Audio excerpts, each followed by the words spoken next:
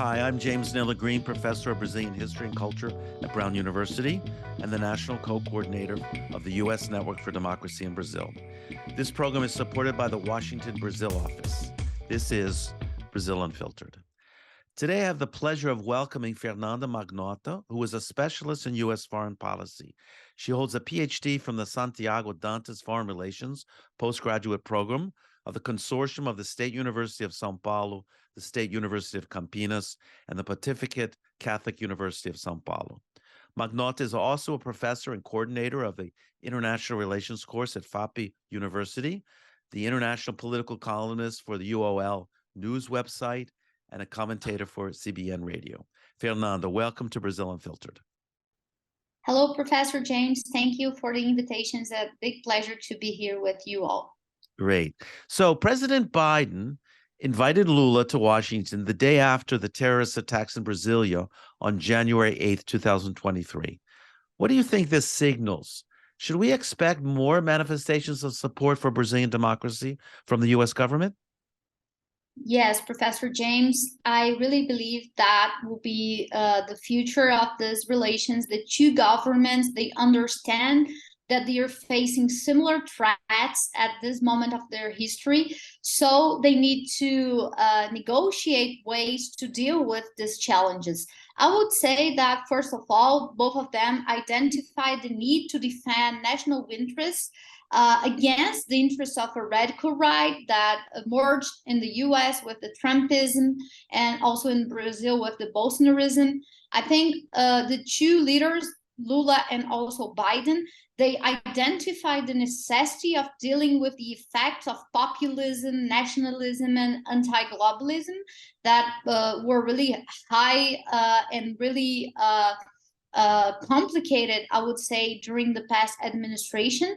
I think both of these leaders, they recognize as well the importance of fighting an anti-establishment narrative and to deal with this politics of resentment that is very connected to the leaders before.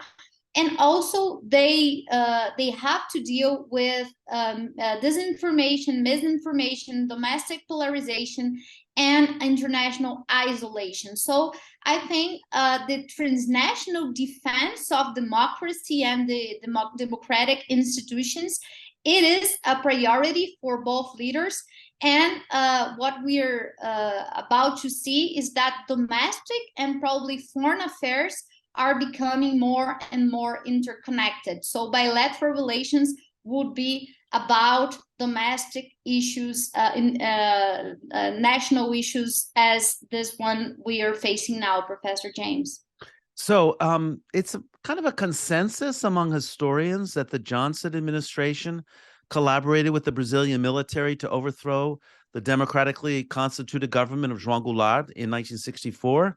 In fact, U.S. Ambassador Lincoln Gordon and his military attaché Vernon Walters were clearly involved in the conspiracy. However, starting in 2021, the Biden administration sent a clear message to the Brazilian armed forces that it supported the Brazilian electoral process and insisted that the election results be respected.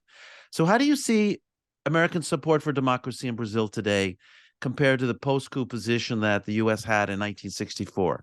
What has changed? I think, Professor James, that American action now is more reactive than maybe proactive.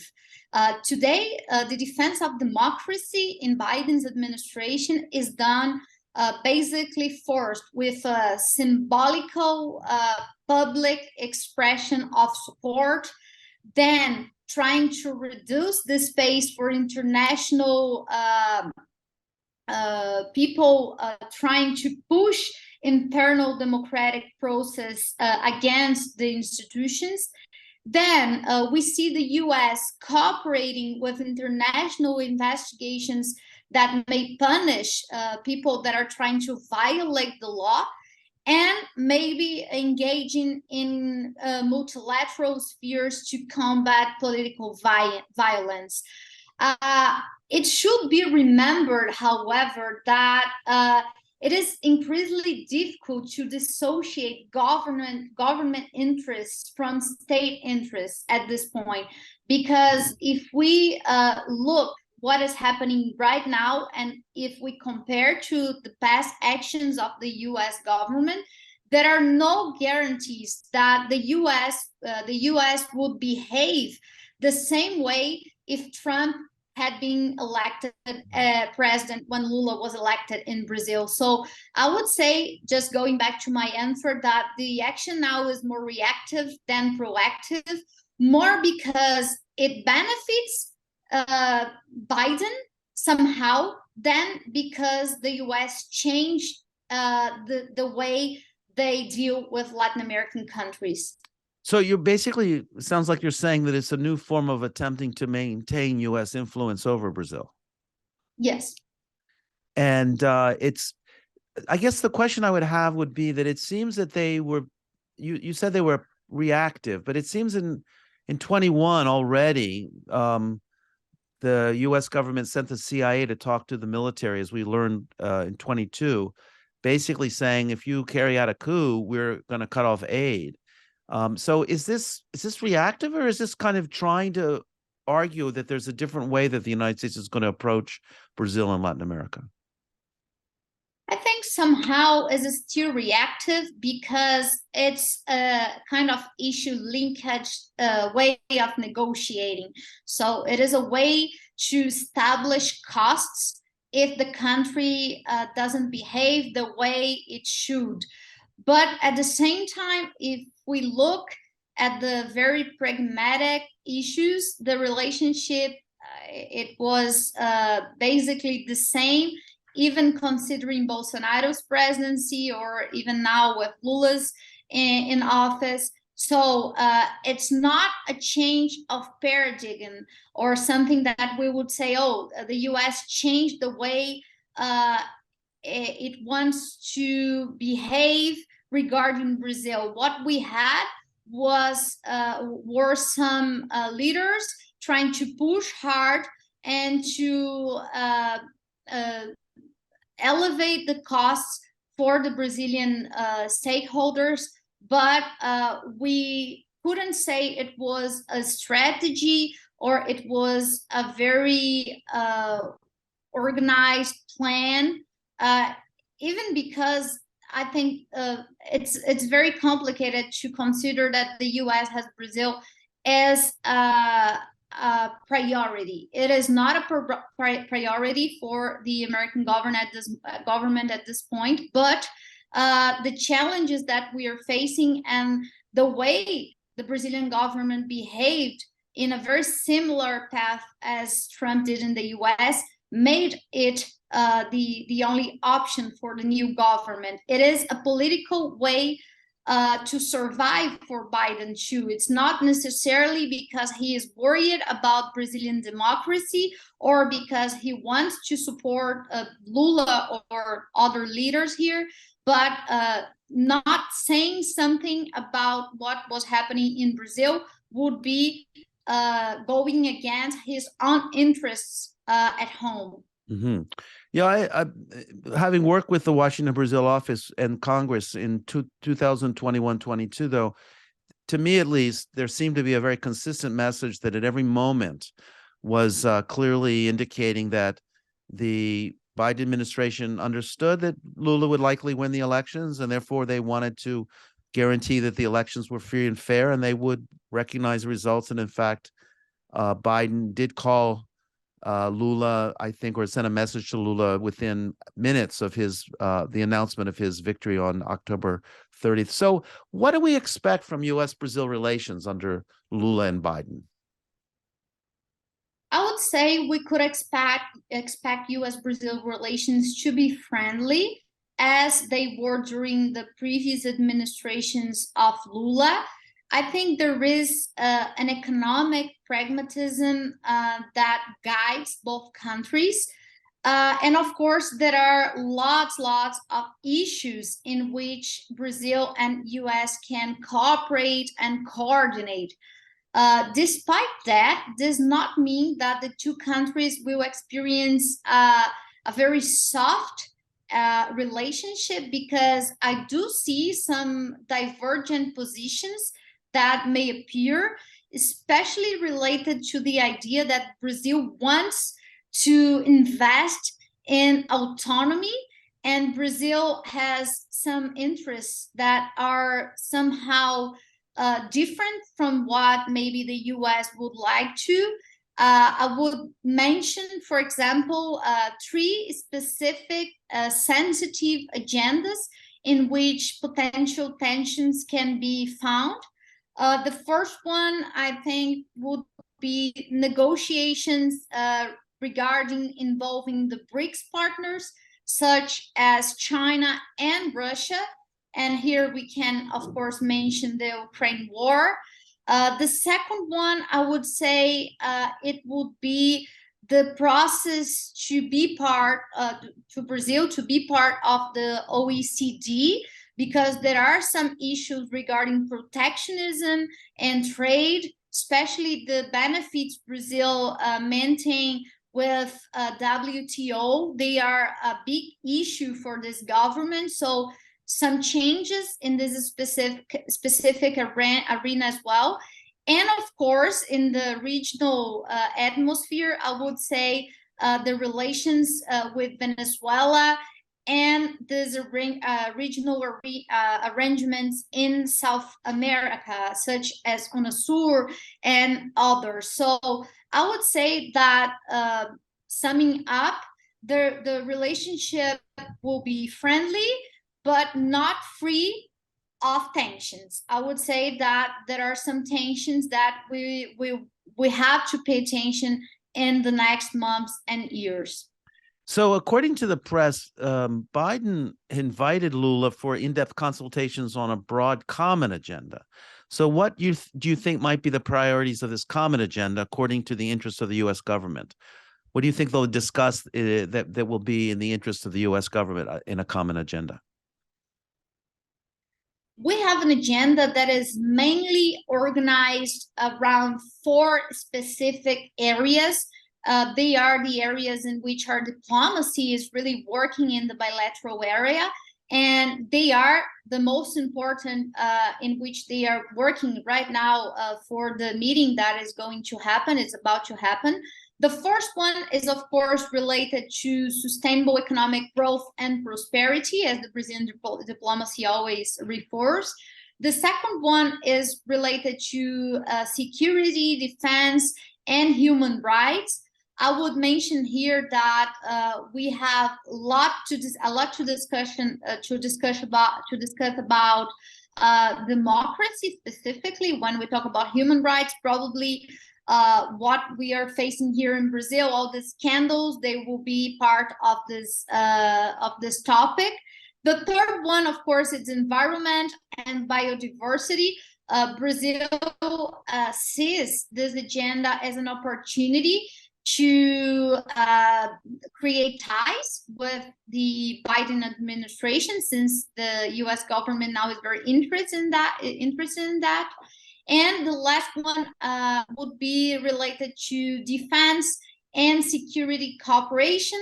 I would say that in this last topic in particular, we had lots of things being done during the Bolsonaro's administration, but even before, during Temer administration, and there are lots of issues going on here in defense and security, the industry of defense, for example. So probably we'll have some arrangements, some negotiations around that. So these are the diplomatic issues that both countries want and probably will prioritize. The idea is now to understand which agreements could be done, and what would be the challenges, because some of them are very complicated to meet and to build consensus on. But in broad senses, I would say these are the most important issues. Yeah, so you have mentioned previously that you think that Brazil plays a very small role in U.S. foreign policy in general, but there is one area there seems to be a convergence, which is the environmental issues. How do you think that's going to play out? Yes, it is important, Professor James, as you just mentioned, to say that, of course, the two countries, they have very special, strategic, and essential relations, of course.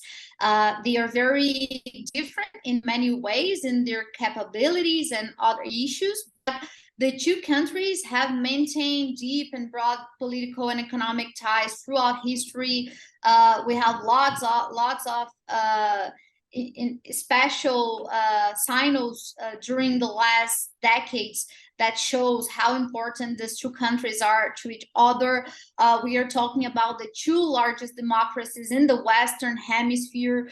Brazil is a very important partner to the US, but if we consider that the US is Brazil's second large trading partner, you can see how it is special. But I say that in the Brazilian side, the relationship with the US sometimes matters more to Brazil than the other way around. So the environmental issue specifically for us, it's an excellent asset for Lula's government, because as Biden treats green diplomacy as a priority for his domestic, internal, and also foreign affairs, it is an opportunity to see greater protagonism to Brazil in DC. So I would say that Amazon and other subjects related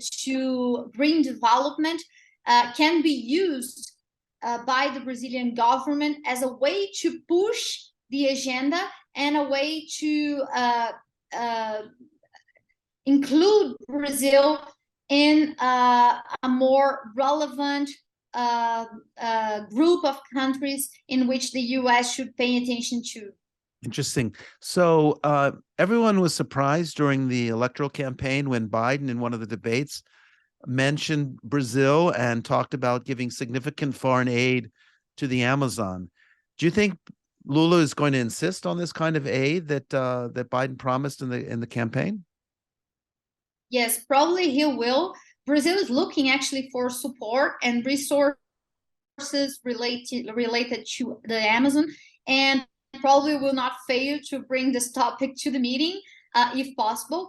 It has already happened before, actually, even in the Bolsonaro government, because if we remember at that time, the US government claimed that before granting funding, it was necessary to see concrete results of the commitments to environment preservation assumed by the Bolsonaro government. So Brazil is always trying to find a way to have this international aid.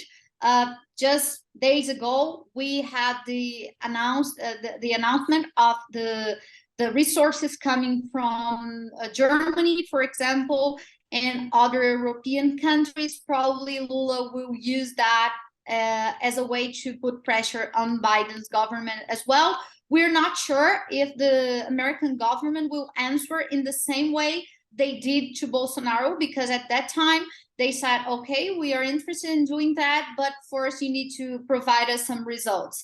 So now we need to see if there is another goodwill, let's say this way, with the new government, or if the American government will try to reestablish the same narrative, putting back the responsibility on the Brazilian side.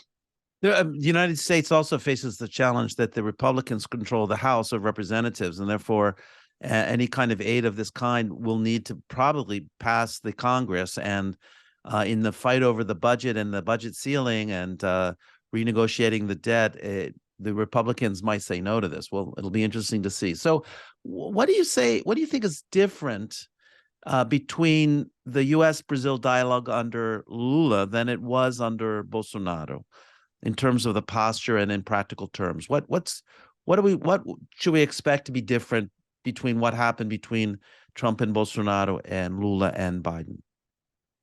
Okay, I have here a few comments that maybe we could consider. First of all, I would say that there is a pro-business agenda there is connected to the interests of the private sector.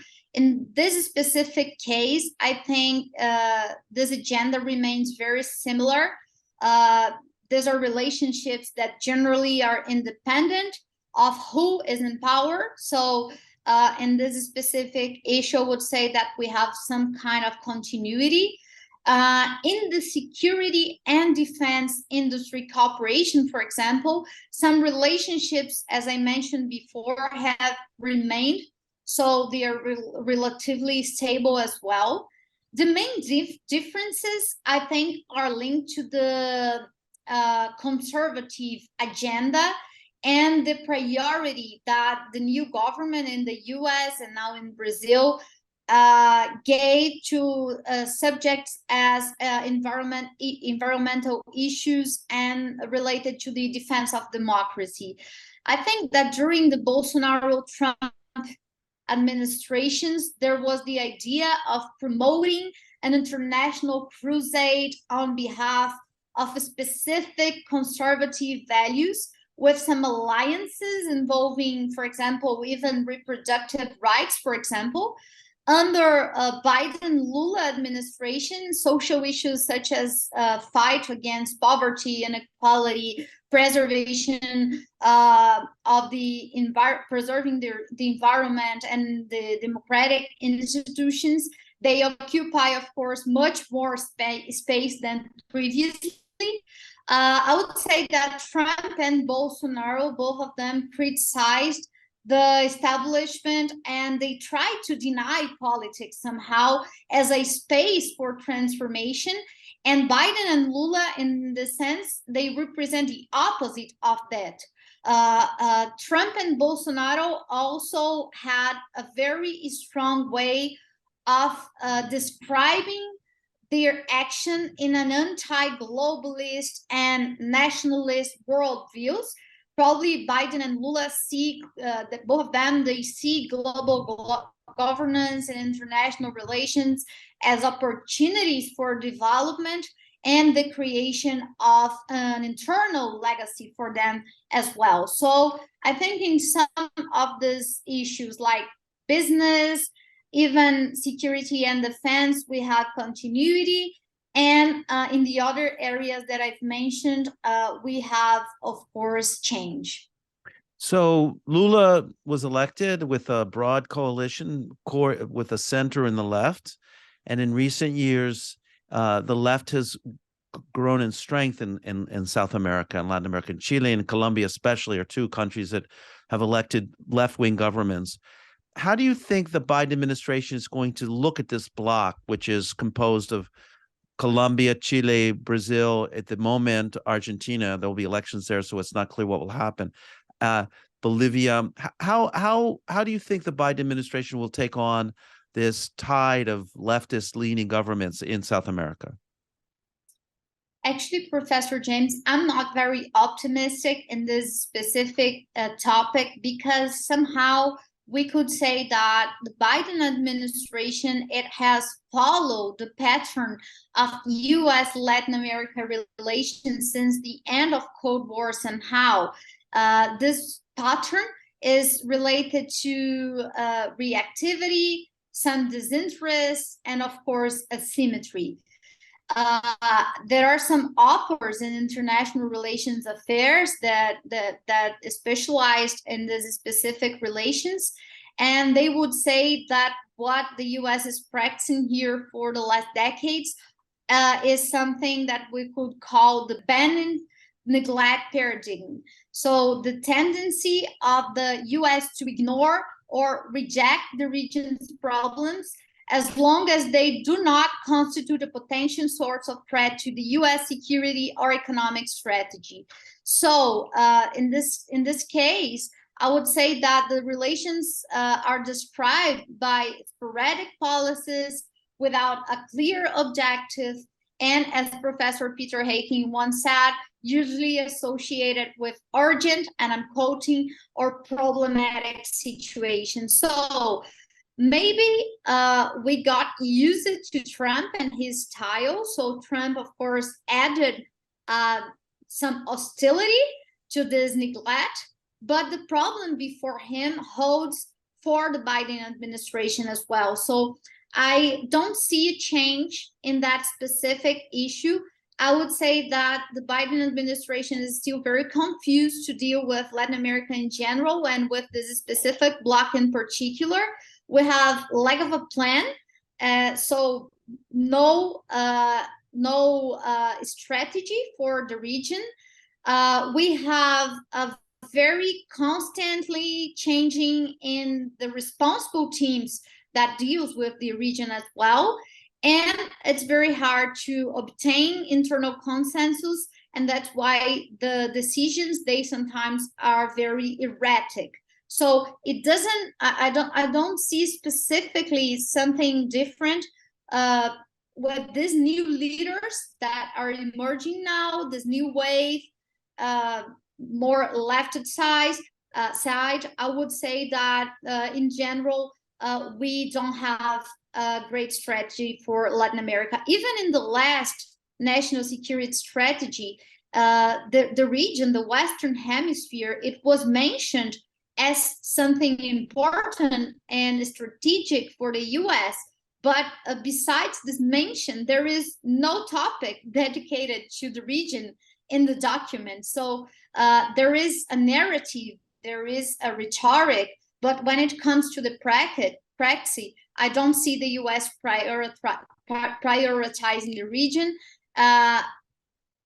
Besides, of course, when it's a national or economic threat for the domestic interests. So what about Venezuela? So Lula has indicated that he was going to reestablish diplomatic relations with Venezuela, which had been cut off by the Trump administration. The Bolsonaro administration, and Trump was certainly hostile to Venezuela, very strong support within sectors of the U.S. Congress. Do you think there'll be a shift in the attitude towards Venezuela on the part of Biden, and will Lula be able to help in that regard? Well, I think it's still too early to understand how this will happen. As the Lula government has yet to be more clear, I would say, about the treatment that it intends to give to the Maduro government specifically, because there are signs of a foreign policy focus more on regional integration. And of course, because Lula defends this idea of a universalist foreign affairs, probably he will suggest that connecting back to Venezuela is something that he would like to do, not because it is Venezuela, but he wants to be free to talk to any partner that is considered relevant for him. However, we are not sure about the limits of that, and the government till this moment, it's been very ambiguous in the way they treat Venezuela. So first they invited Maduro to the inauguration day, but then because of other specific issues involving the US, included Maduro didn't come, and then Lula traveled to Argentina, and the idea was to meet Maduro there because there was a CELAC conference happening at the same time. So they thought that maybe it would be a possibility to have this meeting there and to shape this agenda clearly, but Maduro couldn't come too. So we are not very sure about that. One thing that probably shows that he is more open to this bilateral relationship is that, for example, he never mentioned Prosur. That was something created during Bolsonaro's administration. It was a way to replace UNASUR. At the same time, he never talked to about Group of Lima, another initiative that is related to the crisis in Venezuela. He is always criticizing the way Lula in this case is always criticizing the way the Western developed countries deals with some specific crisis without mentioning, but we could maybe consider that he's talking about Venezuela, and he is defending the strengthening of Mercosur, which we need to remember Venezuela is part of, even now being in this particular moment of suspension since the violations of the democratic clause and human rights issues. So probably Venezuela is one of the most difficult issues to navigate for Lula. And that's why probably in this case, and also in the Ukraine war, he will try to maintain this ambiguity, because it is a way to make space to accommodate different perspectives. And he needs to do that without frustrating somehow the partners such as the US. So you mentioned Ukraine. Brazil refused to send ammunition recently. Is this going to have an impact on U.S.-Brazil relations? It seems to me that Biden, I'm assuming that Biden will raise this question in the conversations with Lula. And it also seems that the Lula administration is slightly shifting its position based on more recent statements by Lula on the Ukraine. How do you assess this? Yeah, I think such as Venezuela, Ukraine will be a very sensitive issue to Brazil's relationship with all the Western partners. And that's why I really see Brazil trying to maintain this ambiguity in this matter as in the Venezuelan one.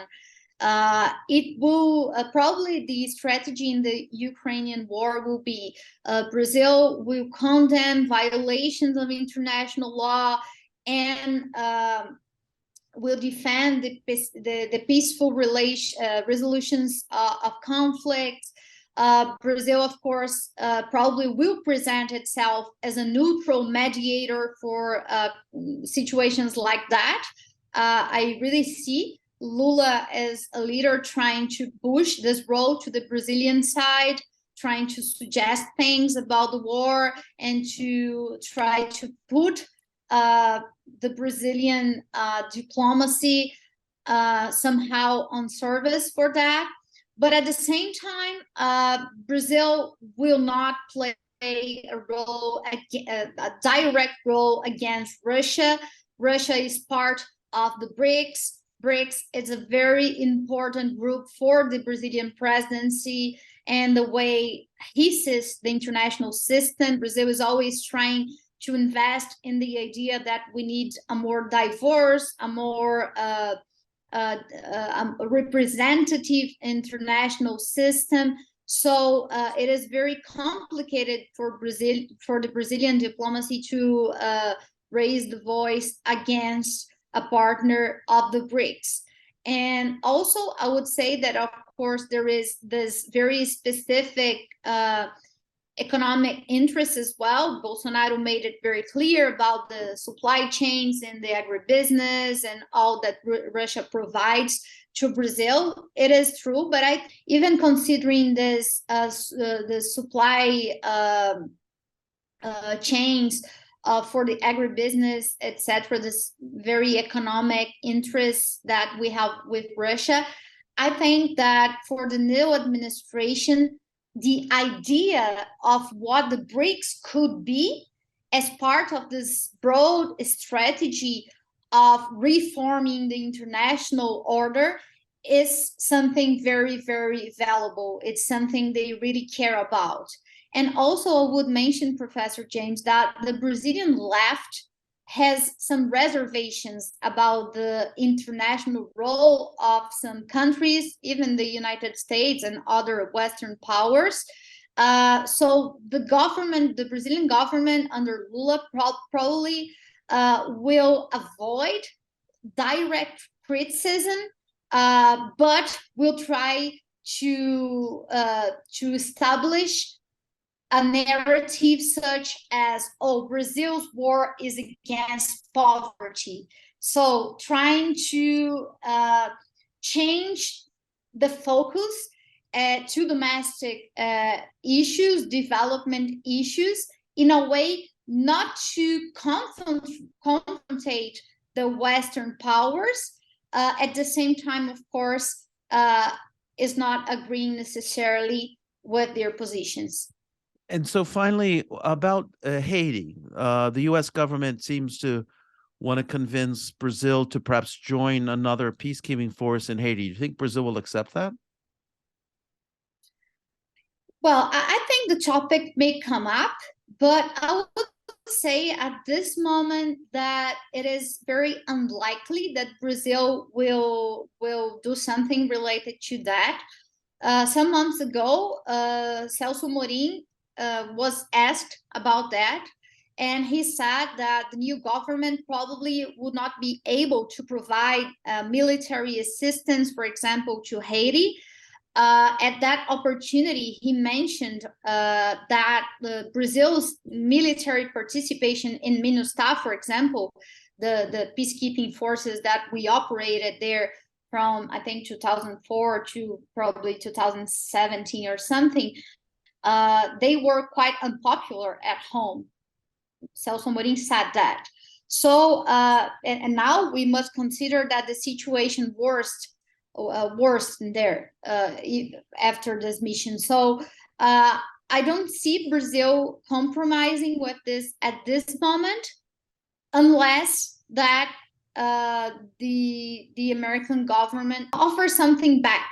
I don't know if there is room for that, but probably we saw in the last months of the last government here in Brazil that the issue linkage was really a big deal. So I'm not sure if it can happen with this specific topic, but I don't see. I think it's very unlikely to Brazil to commit on that at this time at this stage. And finally, I would be amiss not to ask this question. Jair Bolsonaro is in Orlando, Florida. He seems to have applied for a tourist visa. Do you think the presence of Bolsonaro in the United States will be mentioned or a topic for discussion in the meeting between Biden and Lula? Well, I think probably the top will likely come up in a private conversation. I'm pretty sure of that. But still, governments should not prioritize these at the official meeting, and probably they will not speak about this subject publicly. So since it involves many areas of sensitivity, and not just for the Brazilian stakeholders here, of course, all the allies and all the political institutions, but also in the US, Biden is very, it takes a lot of caution when he needs to deal with this specific subject. So I would bet that they will talk about that, but probably we'll never know. Or maybe in 20 years. Fernanda, I want to thank you for joining us on Brazil Unfiltered Day. It was really a pleasure having you here. Thank you, Professor James. It was my pleasure, and I hope to be back in the future. That would be wonderful. So I hope you enjoyed the interview. If you are watching on YouTube, don't forget to like the video. And if you have not yet subscribed, please do so. If you're listening on Apple Podcasts, Spotify, or wherever you listen to your podcast, please leave us a 5-star review. It helps other people find the program. Have a great week.